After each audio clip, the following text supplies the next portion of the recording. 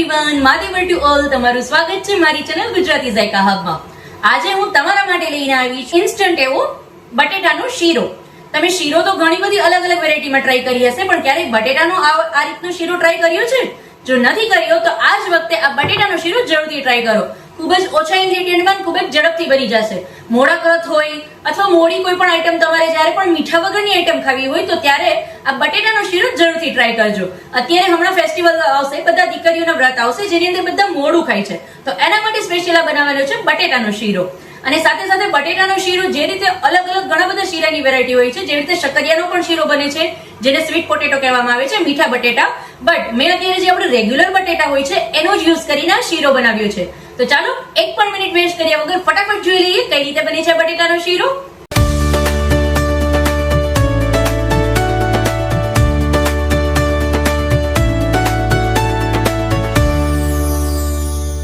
બટેટાનો શીરો બનાવવા માટે મેં ઓલરેડી પેલા બટેટાને બાફીને લીધેલા છે.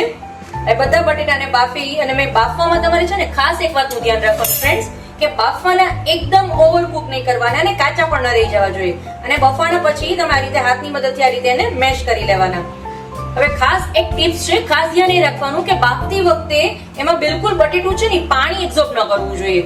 એકદમ પાણી પચા બટેટા ન થવા જોઈએ, નહીં તો શું થશે કે તમારો જે શીરો બનાવશો એ ઓલરેડી એની અંદર આપણે જેટલી પણ વસ્તુ એડ કરશું તો એ એબ્ઝોર્બ કરવામાં પાણી પચું થઈ જશે, તો ટેસ્ટ છે ઘણો ડિફરન્ટ આવશે. માટે બટેટાને એ રીતે બાફવાના કે એ પાણી એબ્ઝોર્બ ના કરી લે.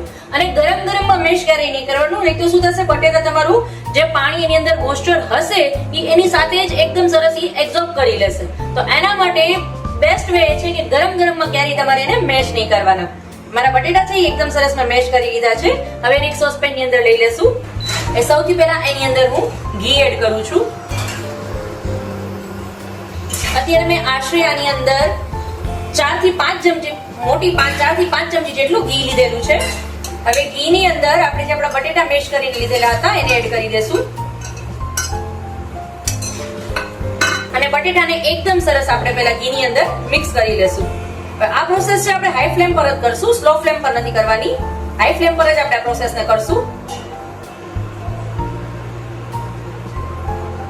હવે બટેટાને એકદમ સરસ આપણે પહેલા જે આપણે મેશ કરી લીધા છે એને આ રીતે ચલાવતા જશું ને એકદમ સરસ પહેલા ઘી ની અંદર મિક્સ કરી લેશું. હવે અત્યારે છે એ ઘી ટોટલી બધું એબ્ઝોર્બ બટેટા નથી કરતું, પણ જેમ જેમ થોડી વાર થશે, એકાદ મિનિટ જેવું થશે એટલે બટેટા બધું ઘી છે એકદમ સરસ એબ્ઝોર્બ કરી લેશે.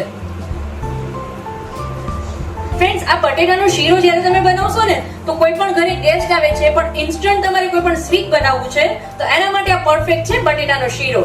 પ્લસમાં અત્યારે હવે દીકરીઓ માટેના વ્રત આવે છે, મોડા વ્રત છે, જયા પાર્વતી છે, ફુલકાજરી છે. અમારા ગુજરાતમાં એ બધા ફેસ્ટિવલનું ખૂબ જ મહત્વ છે. તો આ બધા ફેસ્ટિવલ આવે છે તો એમાં બધી નાની નાની દીકરીઓ બાળાઓ છે એ મોડું ખાતા હોય છે, એકટાણું કરે પણ મોડી વસ્તુથી, જેમાં નમકનો ઉપયોગ ન કરે. તો એના માટે આ રેસીપી બેસ્ટ છે. કોઈ પણ તમારે મોરું વ્રત કરવું છે અથવા ફરાળમાં તમારે લેવું છે તો પણ તમે આ રેસીપી લઈ શકશો. અને પાછી મજાની વાત એ છે કે ખૂબ જ ઇન્સ્ટન્ટ બની જાય છે, ખૂબ જ ઓછા ઇન્ગ્રેડિયન્ટની મદદથી. બટેટા તમે જોઈ શકો છો ઘી છે એકદમ સરસ એબ્ઝોર્બ કરી લીધું છે, પણ આને કન્ટિન્યુઅસ હાઈ ફ્લેમ પર હું આને 5 થી 7 મિનિટ સુધી આ જ રીતે ચલાવીશ. એટલે આ જે બટેટા છે મારા એ એકદમ સરસ શેકાઈ જાય ઘી ની અંદર, એટલે એનો ટેસ્ટ, સ્મેલ અને લુક બંને ડિફરન્ટ આવશે અને ટોટલી આઉટસ્ટેન્ડિંગ એનું પરફોર્મન્સ આવશે. તમે જ્યારે પણ આનો ટેસ્ટ કરશો ને ત્યારે તમને એવો ટેસ્ટ જ નહીં આવે કે બટેટાનો શીરો છે, પણ એકદમ સરસ બને છે. તો જરૂરથી ટ્રાય કરજો બટેટાનો શીરો. બસ આ જ રીતે કન્ટિન્યુઅસ હું 5 થી 7 મિનિટ સુધી ચલાવીશ. જો તમે જોઈ શકો છો ફ્રેન્ડ્સ, આ એકદમ ઘી છે એ બટેટું છોડવા લાગ્યું છે, મતલબ પેન એકદમ સરસ બટેટું છોડવા લાગ્યું છે. હવે મારી એક તમારા માટે એક ખાસ સલાહ છે કે જ્યારે પણ તમે બટેટાનો શીરો બનાવો છો ને તો બને તો આ રીતે નોનસ્ટિક પેન ની અંદર બનાવજો અથવા એલ્યુમિનિયમ ની અંદર. નહીં તો શું થશે, તમે સ્ટીલના કોઈ પણ વાસણની અંદર બનાવશો ને તો એ નીચે આ રીતે બેસી જશે. હવે એનો ટેસ્ટ કોઈ પણ તમે સ્વીટ બનાવો છો, કોઈ બી વસ્તુ બનાવો છો પણ નીચે બેસી જાય છે તો એનો ટેસ્ટ છે ટોટલી ડિફરન્ટ આવે છે. એના માટે બેટર વે છે કે આ રીતે કોઈ પણ એક મારી જેમ નોનસ્ટિક પેન ની અંદર બનાવજો, એટલે એકદમ સરસ ચલાવવામાં પણ ઈઝી રહેશે અને ફટાફટ બની જશે. 7 મિનિટ થઈ ગઈ છે, મારા બટેટા છે એકદમ સરસ શેકાઈ ગયા છે. હવે આની અંદર આ સ્ટેજ પર હું ખાંડ એડ કરું છું. આખી ખાંડનો જ ઉપયોગ કરીએ છીએ આપણે, દળેલી ખાંડ નહીં. હવે ખાંડનું પ્રમાણ છે ને એ રીતે લેવાનું કે મેં અત્યારે 2 મોટી સાઈઝના બટેટા લીધા હતા, તો હવે એનો જે મેશર થયો હતો ને, આપણે જે હાથની મદદથી આપણે જે છુંદો કર્યો બટેટાનો, એ બટેટાનો છુંદો આપણે એક મેઝરમેન્ટમાં માપી લેવાનો કે કેટલો થયો છે તમારે. હવે એ પ્રમાણે અડધી ક્વોન્ટિટીમાં ખાંડ લેવાની. મારે અત્યારે અહીંયા એક મોટા બાઉલ જેટલો છુંદો બટેટાનો થયેલો હતો, તો સામે હું પોણી વાટકી જેટલી મેં એની અંદર ખાંડ એડ કરેલી છે. એટલે તમારે એ મેઝરમેન્ટ જોઈ અને એની અંદર એડ કરવાની ખાંડ. એટલે તમારો શીરો છે એ પરફેક્ટ બનીને રેડી થશે, નહીં મોળો કે નહીં મીઠો. હવે સાથે સાથે એની અંદર હું અત્યારે થોડું ગમતું એવું ગરમ દૂધ, જે આશરે કહી શકું કે મેં એની અંદર 3 થી 4 ચમચી જેટલું ગરમ દૂધ દીધેલું છે, અને એની અંદર હું 2 થી 3 ટુકડા જેટલું કેસર એડ કરું છું, જેનાથી એનો ટેસ્ટ, સ્મેલ અને લુક, કલર એકદમ સરસ ડિફરન્ટ આવશે. એકદમ સરસ કેસર દૂધની અંદર મિક્સ કરી લેશું અને આની અંદર આપણે એડ કરી દેશું.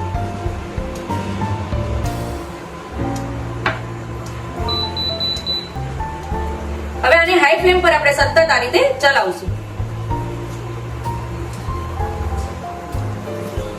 અત્યારે છે જ્યારે પણ આની અંદર હું દૂધ અને કેસર એડ કરું છું એટલે મારો જે શીરો છે એ લિક્વિડ ફોર્મમાં આવી જશે, પણ ચિંતા કરવાની જરૂર નથી. એને સતત આ જ રીતે હાઈ ફ્લેમ પર આપણે કન્ટિન્યુઅસ આ રીતે ચલાવશું 5 મિનિટ માટે, એટલે એ એકદમ સરસ ઘટ થઈ જશે અને પ્રોપર શીરાના ફોર્મમાં આવી જશે. હવે અત્યારે જ તમે જુઓ, હજી ખાલી 1 મિનિટ પણ પૂરી નથી થઈ તો પણ એ ઘટ થવા લાગ્યું છે. આને હું સતત આ જ રીતે 5 મિનિટ કન્ટિન્યુઅસ ચલાવીશ. જો તમે એકદમ સરસ છે પેન છોડવા લાગ્યું છે મારો બટેટાનો શીરો છે ઈ. હવે એની અંદર આ સ્ટેજ પર હું અડધી ચમચી જેવો એલચી નો પાવડર કરીને લીધેલો છે. ફ્રેશ એલચી તમે જો યુઝ કરતા હો ને તો અડધી ચમચી જ લેજો, એટલે 1 થી 1.5 નંગ જેટલી એલચી નો જ યુઝ કરજો, એટલે એકદમ સરસ સ્મેલ આવશે. પણ જો તમે એલચી નો પાવડર રેડીમેડ લેતા હો તો તમારે 1 ચમચી જેટલો એલચી નો પાવડર આની અંદર એડ કરી દેવાનો. મેં અત્યારે ફ્રેશ એલચી નો યુઝ કરેલો છે, એટલે હું એમ કહી શકું કે મીડિયમ સાઈઝની જે એલચી આવે છે એ 1.5 નંગ એલચી નો મેં આમાં યુઝ કરેલો છે. એકદમ સરસ એને મિક્સ કરી દેશું. સાથે સાથે થોડા ડ્રાય ફ્રૂટ્સ, તમને જે પણ ડ્રાય ફ્રૂટ પસંદ હોય તમે એડ કરી શકો છો. હું અત્યારે આની અંદર કિશમિશ અને બદામની કતરણ એડ કરું છું અને એકદમ સરસ મિક્સ કરી લેશું.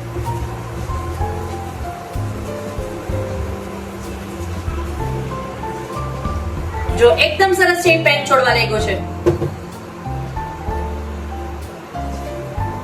બિલકુલ પેનમાં ક્યાંય ચીપકતો નથી. જોઈ શકો છો તમે, એકદમ સરસ છે પેન છોડવા લાગ્યો છે. મતલબ મારો બટેટાનો શીરો છે એ રેડી છે. તો ગરમા ગરમ એન્જોય કરો બટેટાના શીરાને. આપણે ગરમા ગરમ પહેલા એને સીધો સર્વ કરશું.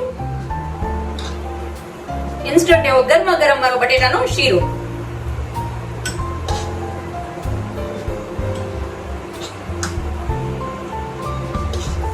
જ્યારે પણ કોઈ ઘરે ગેસ્ટ આવે છે ને ઇન્સ્ટન્ટ કોઈ સ્વીટ બનાવવું છે ને તો આ બટેટાનો શીરો જરૂરથી ટ્રાય કરજો. ને સાથે એને થોડી પિસ્તાની કતરણથી હું ડેકોરેટ કરું છું.